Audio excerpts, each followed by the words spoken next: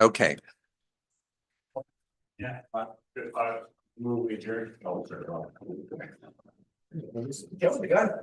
Okay, welcome all. Here we are on Tuesday, April 29th, 5 p.m. start, and we're underway. We have quorum. I'll call the meeting to order.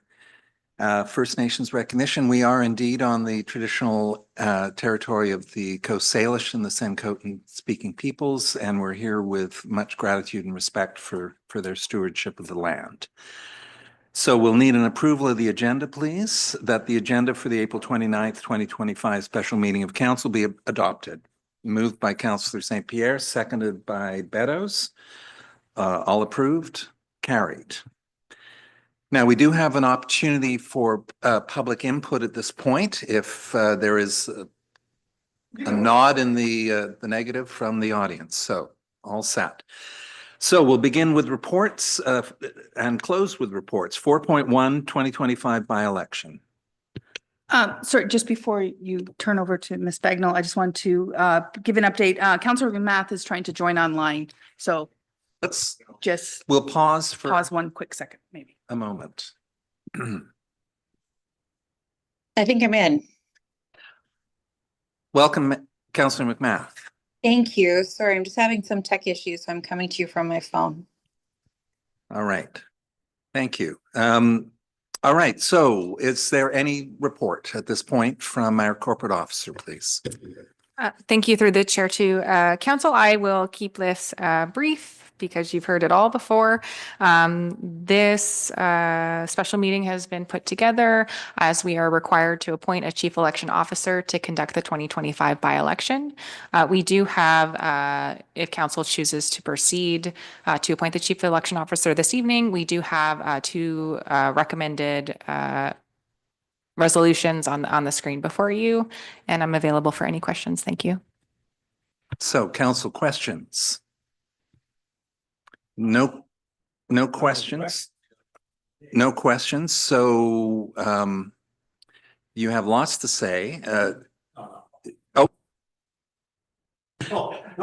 Councillor Pearson. Okay.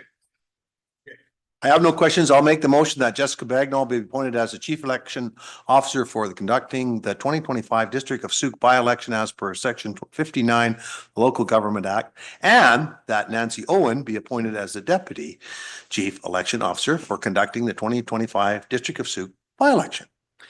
And that's seconded by Councillor St. Pierre. Okay, and we won't move to page 2 of this motion. We can deal that as a separate motion. And we'll split these. Okay. So it is on the floor, moved and seconded. Okay. Council discuss. Okay. My motivation is that everything isn't always going to be perfect, and I took into consideration what some of my fellow councillors said in the last couple of weeks. I think it's incumbent. We have one seat open. It's been open. The longer we give that person a runway to participate in council business, I think it furthers their opportunity for the next election, and that's only conjecture if they so choose. I think that we've had difficulty reaching quorum at times, and I think it's been sitting there since last October. So I think it's onwards and upwards. In July, maybe not the most optimum time, but with only one seat open, I thought about it last night. I'm pointing, but I'm not. Yeah, it's all right. Okay, but I thought about it last night, and what the mayor always said is, it's up to the candidates to get their electorate out. And I really firmly believe in it. I think that's a very valuable statement. This is one of these times, rare times, when there's one seat, one person, and the person that goes out and canvasses and does a great job of campaigning will or should be able to win this election. So I kind of like that idea, is that it's not a general election where people are coming out anyways. This is a time when people can campaign on their merits individually. First time and it struck me last night as I was thinking. Anyway, that's it for me. Let's go down with it. Thank you, Councillor St. Pierre.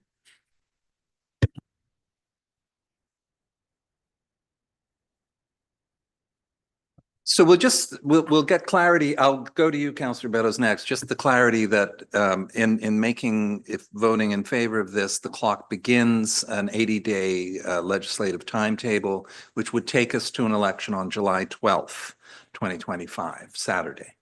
So having said that, Councillor Beddoes. Yeah, I value my trusted colleague's opinion, but unfortunately, I don't see it the same way. What we're looking for, I mean, I understand the electorate decides, but to run an election in July is, I don't think we're always going to get the best candidate, and I think it behooves us to get a good candidates in running. And to have the clock start now and have somebody elected on the 12th, and they might make one meeting in July, and then we're off for August. So then, to me, I would rather have it appoint the chief electoral officer in like 3 weeks' time and have the election in September when everybody's back at school, and it doesn't make much difference on us. I mean, it's one meeting, maybe two, and it gives that person an opportunity to campaign in August. But the nice thing about it is it gives the electorate an opportunity in September, because I think we all know that anybody with kids, usually when the kids go back to school, they go back to their homes. So I understand the need to get on with it. And I tell you the truth, I wish we got on with it 2 months ago. But at this late time, we held off because we weren't sure what the mayor was doing.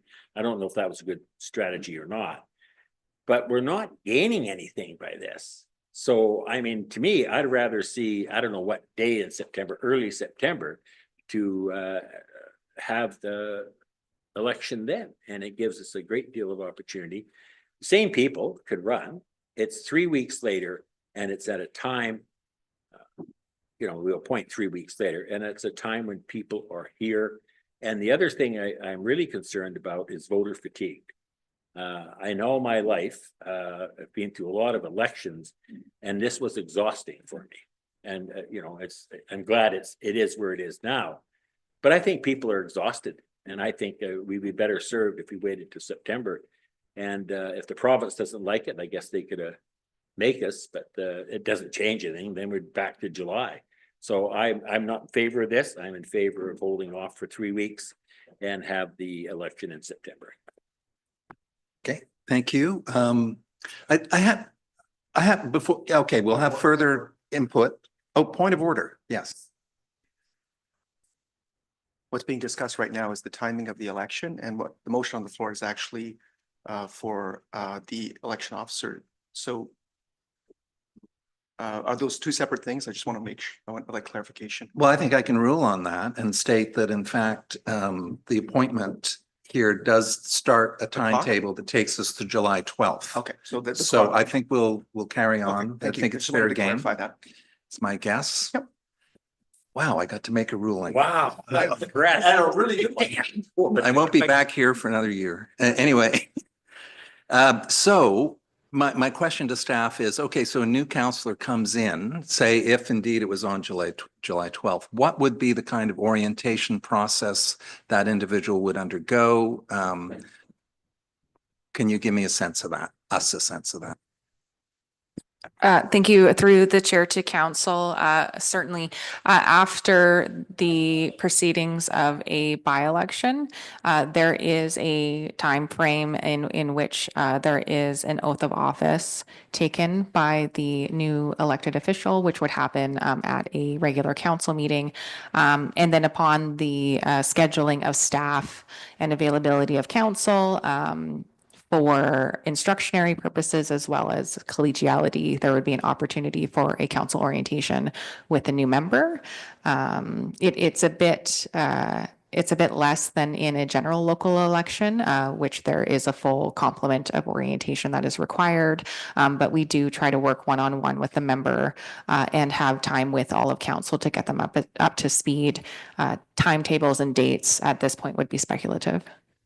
Do you have a schedule in front of you of council meetings? The swearing in would happen at the next available council meeting? Yes, that is my understanding in the second meeting of July. Second meeting in July, okay. All right, councillors, further questions or comments? Just ask me now. Asking, Megan. oh, Megan, sorry. McMath. That's okay. No, I have nothing to add at this point. Okay, thank you. Okay, Councillor St. Pierre. Through your worship, question for staff, perhaps? Yeah. If we were to follow up on Councillor Beto's thoughts and possible motion, what does that look like timing wise when the entire month of August is off? How would that work? Certainly. So if council were to decide today to delay the appointment to align the by-election into one of the Saturdays in September, the appointment would happen depending on which date. The appointment would have to happen for the chief election officer around June 18th for a September 6th by-election, for example. This starts an 80-day clock of rigorous notification requirements, notices. Sorry, I just said that. Campaign period over August as well, leading up into the by-election in September. Additionally, in accordance with your question, I believe, staff would be required to be present through all of those months in order to facilitate the election. And I don't, in regards to the council's meetings, it wouldn't be impacted. So my understanding is that this can be managed. This is not a problem. Potentially, at least in terms of actually logistics. Thank you for the follow-up question on if there's any problems or logistical issues related to this. One risk I might note is that any delay after this time, because the Local Government Act says that we must hold a by-election as soon as practicable, that is the wording that has gotten council to today, as the rationale has been that the most practicable approach based on staff's recommendation is to ensure that any alignment of voting opportunities are considered in the delaying. So by delaying it, we could reduce 2 voting opportunities. However, as it seems, that is off the table. So the risk moving forward and delay is staff's recommendation would not be to delay it any further, because I'm not certain that we can extend the practicable to delaying it past this point. I think we've reached the limit on that. The consequences as such would be the minister could potentially issue a ministerial order, essentially appointing myself as chief election officer without council say, thereby setting the date of the by-election. So that would be the risk in delaying any further. Thank you. Okay. So in terms of my thoughts, I think that we have waited an awfully long time. I think that there were practical, is that a word? Practicable is the exact word in the Local Government Act. They made that up. Okay, sorry, just saying. But I think I understand the sense of it, despite the fact that I don't think it's a real word. And what it means is that we want to do things in an efficient sort of way, logically following. And at this point in time, there's obviously reasons in terms of, potentially better candidates and a better turnout. And I agree with Councilor Beddoes entirely that for those things, it'd be preferable in September. But in terms of the legislation and in terms of the rules that we should be following, it should probably happen right away. So those are my thoughts at this point. Okay, I see Councillor McMath has her hand up. Just to one of those points about having quality candidates, I would disagree. I think that because we have delayed this for so long, combined with the fact that there's a lot of awareness that there are, or that at least the potential for multiple seats to be open, people that were interested in running have had a lot of time to prepare for that. So I don't think that's a concern. I think voter fatigue is true, but there's always, I think, with a by-election. So just on that one, I would disagree. Any further comments from anyone? I'll just close off by saying, yes, I'm absolutely in favor of moving ahead with this motion and having an election on June 12th. I acknowledge I've felt a bit lonely here at the table. I've really enjoyed your company, gentlemen, and Megan McMath, Councillor. And I'm delighted, paradoxically, that Maya Tate lost last night and will be rejoining us here at this table and effective May 1st here at the district. And so, yeah, I really look forward to a lively and competitive race. I agree with Councillor Pearson. It's up to the candidates to get out there and door knock with or without their children. And yeah, it's going to be fascinating and lively. There's a lot for candidates out there. There is an awful lot of material on that district website you'll want to read, whether you agree or disagree with it. Our strategic plan, our draft OCP, our community economic development strategy, our climate action plan. There's a lot of material to bone up on. So effectively, by the time you're elected, you will, if you've done your homework, be oriented to a degree about external documents. And then there's the deep dive into how this district operates and how the local governments operate. And that's a never-ending story, I suspect, to learn that process. So on that note, let's have a vote on this, please. All in favor? Councillor McMath in favor as well? Opposed? Councillor Beddoes opposed.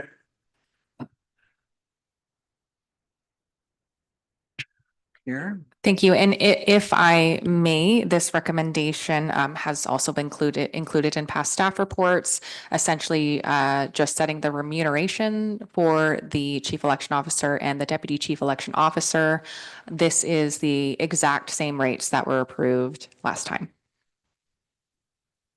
Okay, would you like to read that into the record? The council set remuneration rates for the 2025 by-election as follows: Chief Election Officer 1,800 and Deputy Chief Election Officer 1,200. A seconder for that? Seconded by Councillor Pearson. All in favor? That's a 4-0 carried. A 5, Megan. Councillor McMath, I'm sorry. Councillor McMath. That's okay. It's okay. Okay, so that's carried unanimously. Adjourn to a closed meeting. There is no closed meeting, just There is motion to no adjourn. closed meeting. Okay, so we're just adjourning. All in favor? Approved.